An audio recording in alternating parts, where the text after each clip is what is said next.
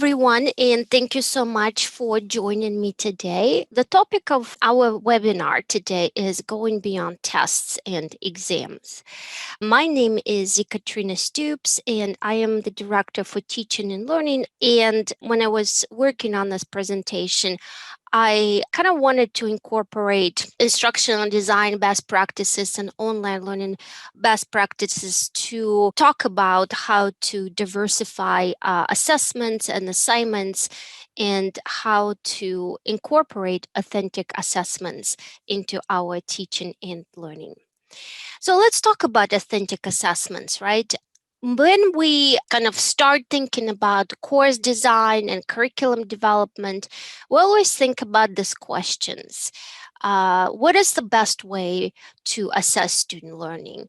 We always think about whether it should be done through tests and high stakes exams, or another question that we often ask ourselves when developing courses is how to deal with student cheating. And it is especially relevant for online learning, online courses. Something about this platform we've seen recently, we've seen kind of a big increase in reports about cheating and using students using different services to where they can submit their assignments and the work is done for them. So instances of that kind of increased this year.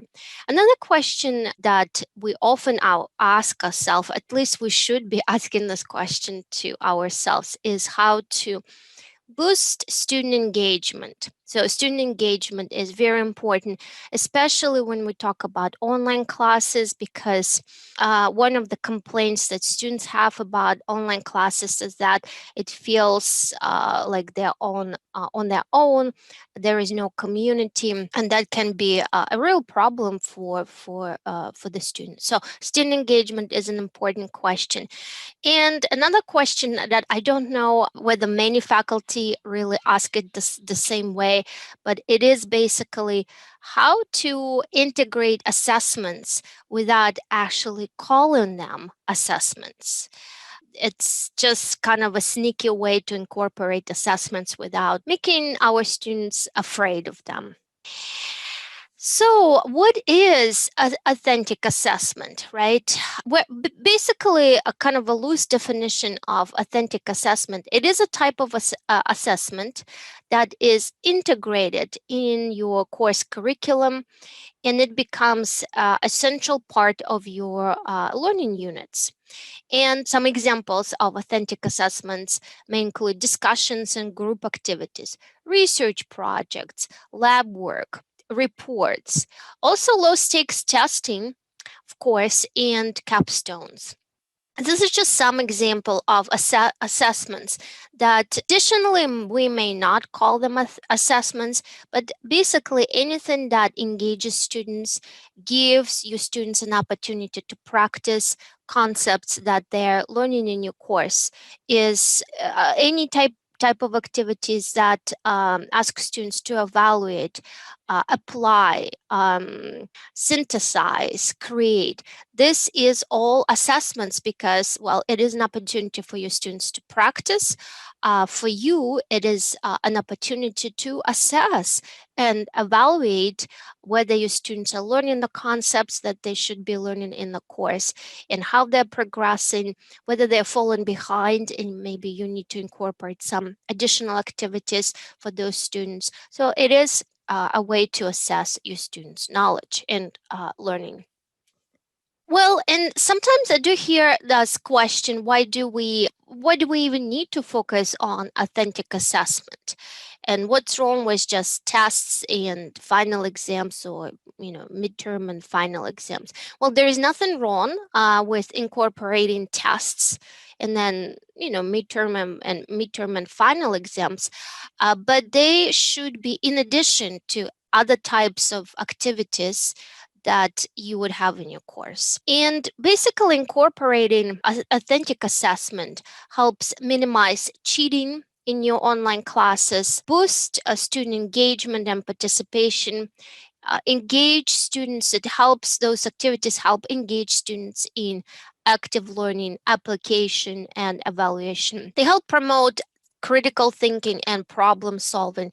And of course, they build a community, thriving community in your online classes. So these are the advantages of incorporating authentic assessment, those discussions, projects, capstones that I was talking about. And again, I'm not saying that they should replace tests and exams, but I do want to encourage everyone to think about those types of assignments and activities as an opportunity for your students to practice, to apply, to evaluate new concepts, to create, construct their new knowledge. So it is an opportunity for your students to learn, and for you, it is an opportunity to better assess their learning. My favorite kind of type of assessment is sneaky assessments. It's basically tricking your students into studying. Of course, when I was preparing for this presentation, I reviewed many articles and resources, and all of them, all those links that I used. All the resources that I used to prepare for this presentation, I listed in last slide, especially like this article, Sneaky Assessments. And I'm basically using these examples from the article to kind of talk about sneaky assessments, to demonstrate the concept and give some examples.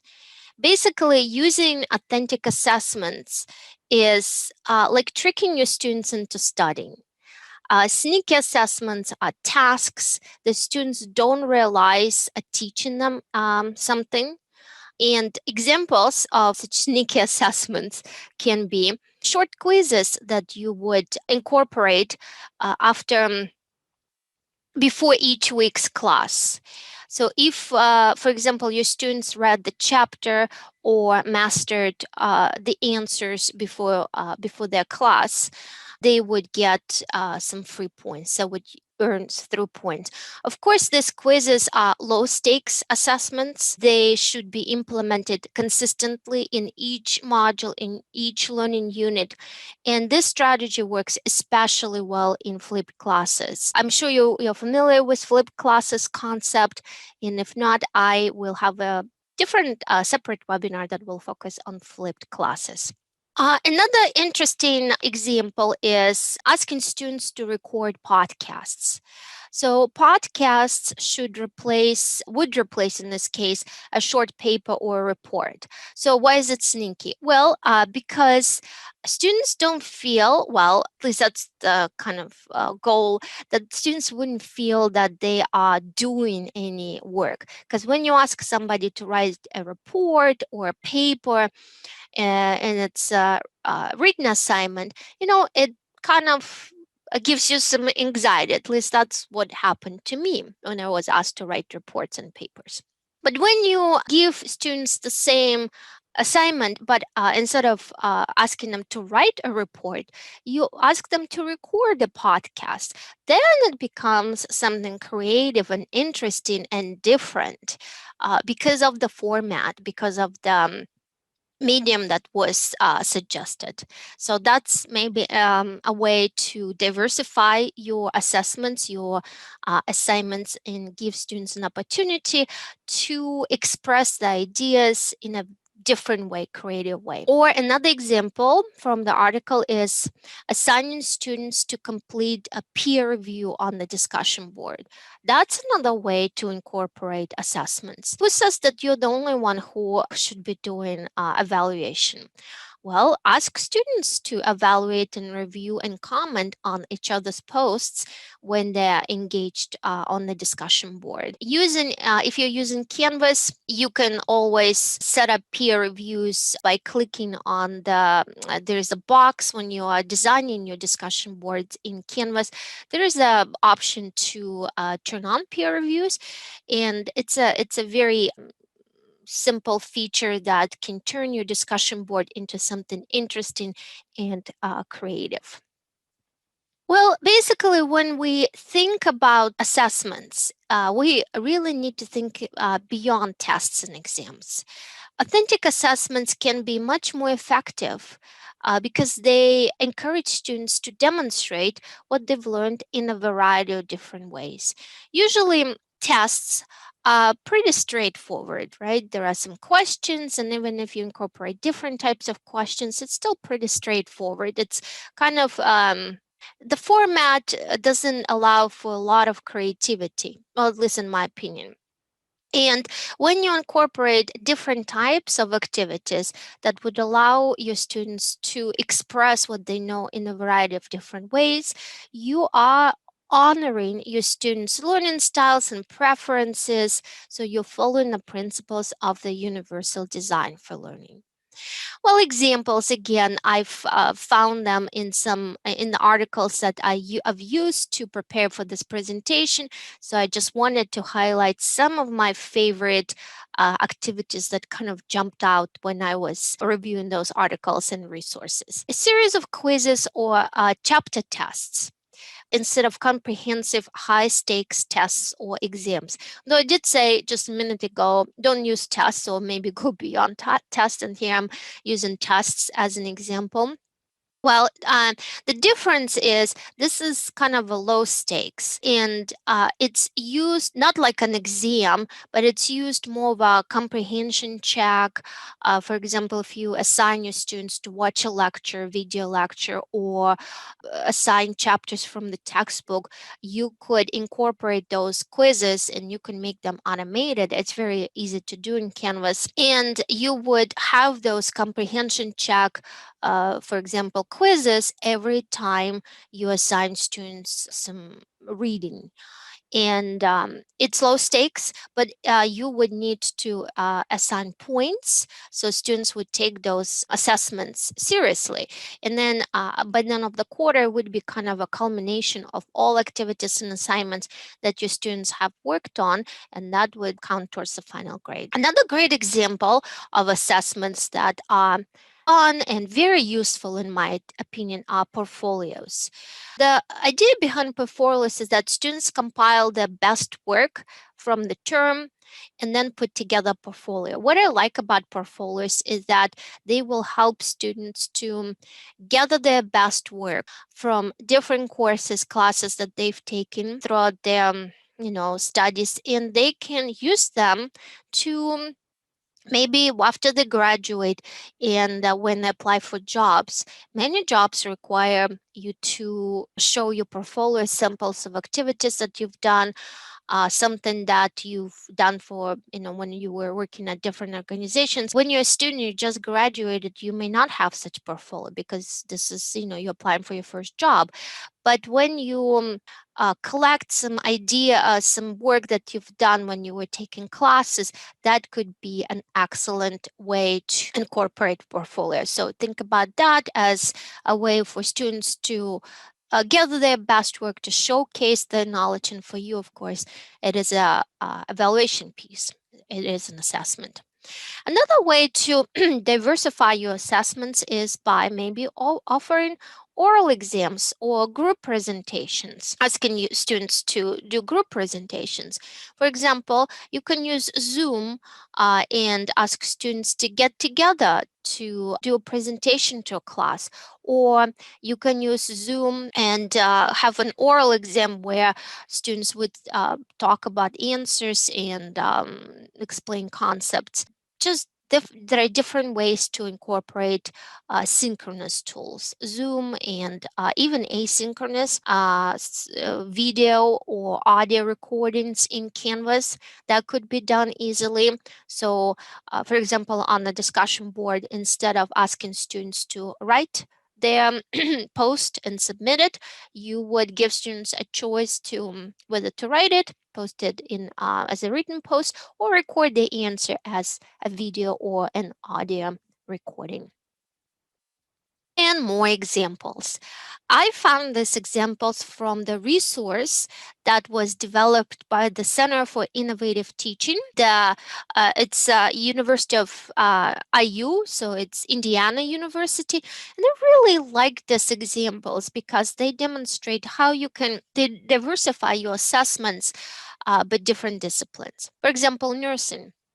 Provide a case study of a patient and ask students to assess and create a plan of care.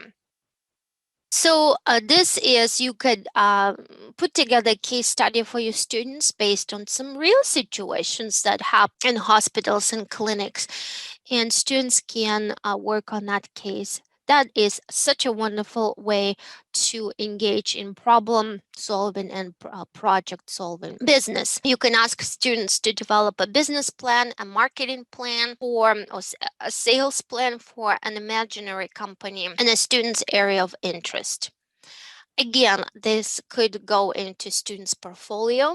This is actually a wonderful example of something that could go to students' portfolios and be a part of their portfolios. And then they can even use it when they graduate and apply for jobs. Computer science, troubleshoot a problematic piece of code, develop a website or an app. Again, excellent example how your students can solve something that could be a real problem and develop something unique and interesting. And of course, they could use it as an example and put it in their portfolios. Public affairs and service learning courses. For example, consider how a community agency might be impacted by a particular challenge. Budget cuts, infrastructure outage, public health crisis, and so on and so forth. Again, that is an excellent opportunity to engage your students in project-based learning and problem-based learning that could go into their portfolio. Just an excellent way to help students apply what they've learned in your course and solve some, real problems. Biology, chemistry, students can be you can ask students to draw a diagram on how a certain process works. And then in history, you can ask students to do a role play on a particular event in history or describe what might have happened if one element of a historical event had changed. So fun way to engage students in evaluation and application and even creation. And then I prepared several examples again from the resources and the literature that I've reviewed. And I found several really interesting examples of how different instructors created their activities. In this particular slide, it is a discussion board. And we are going to talk about scaffolding and how, so these examples demonstrate how to write different types of prompts and questions and encourage your students to apply their thinking, evaluation, and engage them in application. And the scaffolding piece is how the instructor writes those instructions for the students so they're easy to follow and students know exactly what they're expected to do. That's the scaffolding piece. I really liked this example, and there are two other slides. We'll have similar examples, and we'll talk about instructions. So in this particular discussion activity, the learning objective is remembering and understanding. It's kind of on the low level of Bloom's taxonomy. So students are asked to demonstrate their understanding of some course concepts in a small group format. This particular example of the discussion board is worth 20 points, and this is how the instructions are written. Post your responses under your group thread. And the questions are, what is your definition of disability? What does disability mean to you? How did you come to understand disability this way? What experience do you have with a disability? Why did you decide to take this course?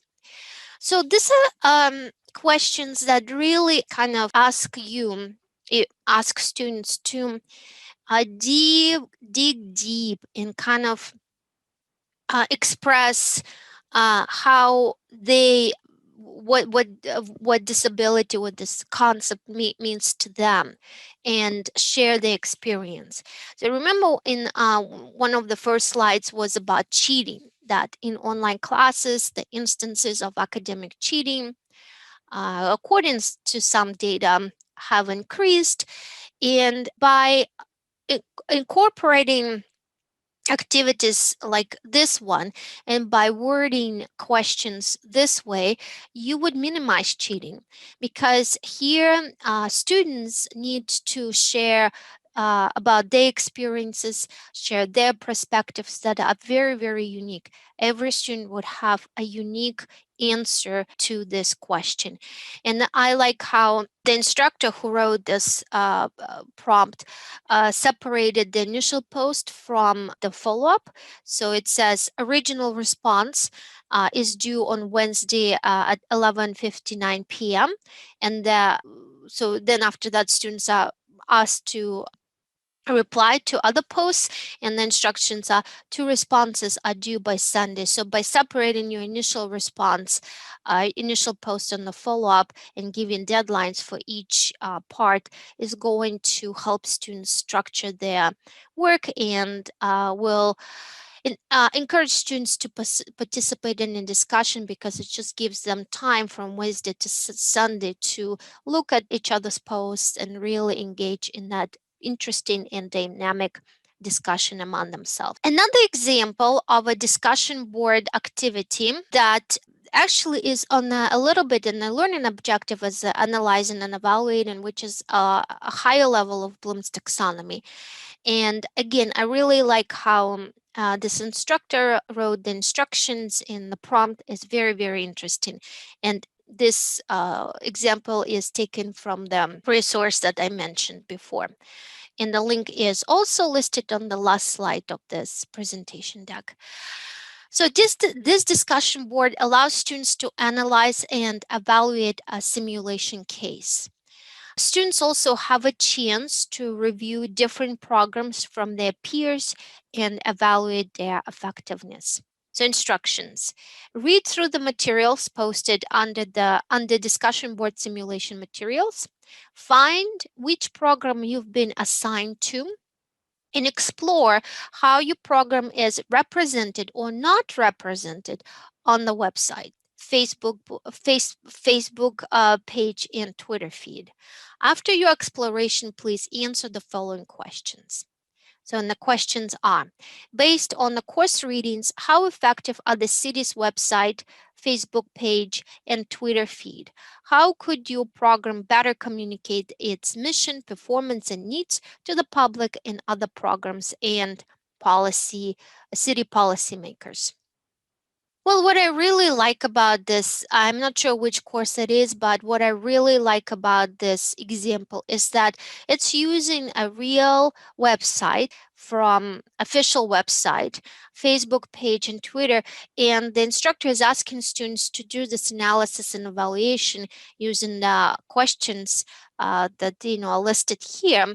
And students are engaged in analysis of something real that really exists, and they apply everything that they've learned in this course to do this analysis. I just thought it is such a wonderful way to help students learn the concepts that are being introduced in the course, and also apply them by doing this evaluation and analysis. So it is a very good example of that authentic assessment. And another example is also the learning objective is evaluation and creation, which is again a little bit high on Bloom's taxonomy. So here, students are asked to write a draft paper and then conduct peer critique in small groups. And then feedback received from peers will help improve the quality of their final paper. And instructions are: first, share your rough draft. Post a copy of your rough draft by replying to your group's thread, and the due date is Sunday. And the second part is post your peer review feedback. So you need to complete the peer review of another student's rough draft by Sunday, then of Sunday of week 5, and the previous one was week 4. Just a wonderful way to incorporate clear instructions. I just really like how the instructions are worded every phase of the project. This very clearly stated. So the first part is due on Sunday of week 4. The second part is due on Sunday week 5. There's enough time for students to engage with each other, do those peer reviews, and just like that, it's a peer review example where students are actually evaluating each other's work and then use the feedback received from the peers to improve the quality of their final paper. And of course, I don't want to forget about tests. So tests, quizzes, final exams are important, as long as it's not the only way to assess your student learning. And there are some tips that I wanted to share that I find in different resources and articles that can help you mitigate student cheating and just make sure that students are successful. So one way to mitigate cheating is by creating groups of questions, and kind of there's a tutorial I included on how to do that, but you can set it up in such a way that Canvas kind of pulls them randomly. So you will create groups of questions and have a Canvas pull randomly from each group so that each student will see a unique set or order of questions. So you can set it up this way in Canvas. I included a tutorial that gives instructions how to do that. Another way to ensure integrity of your tests is to perhaps restrict access. So there are many ways to do that. So you can use adjusting release or setting up a time limit for the quiz. I personally don't like setting up time limits for quizzes, but I just wanted to include this option on this slide because technically you could do that, but pedagogically I'm against it. But again, it's just my personal opinion. You could set up a time limit for the quiz. Here there's a link to the tutorial how to do that. Another way to to minimize cheating and ensure integrity is perhaps asking your students to agree to an honor pledge. Some research suggests that reminding students of an academic integrity policy or asking students to affirm an academic integrity pledge at the beginning of an exam results in less self-reported cheating. And a tip for math disciplines, if you use formula questions, what you can do is, well, Canvas quizzes would allow instructors to create quiz questions that use variables, and they can present each student with a unique question or answer based on the rules. And again, the tutorial, I've never done that, so I don't teach maths, but I included a tutorial that gives instructions how to do that. And other strategies for mitigating cheating, minimizing cheating, and ensuring integrity if you use tests and exams in your courses is perhaps when you develop tests and questions for your exams, create questions that are more of an analysis and synthesis and kind of ask students to evaluate information.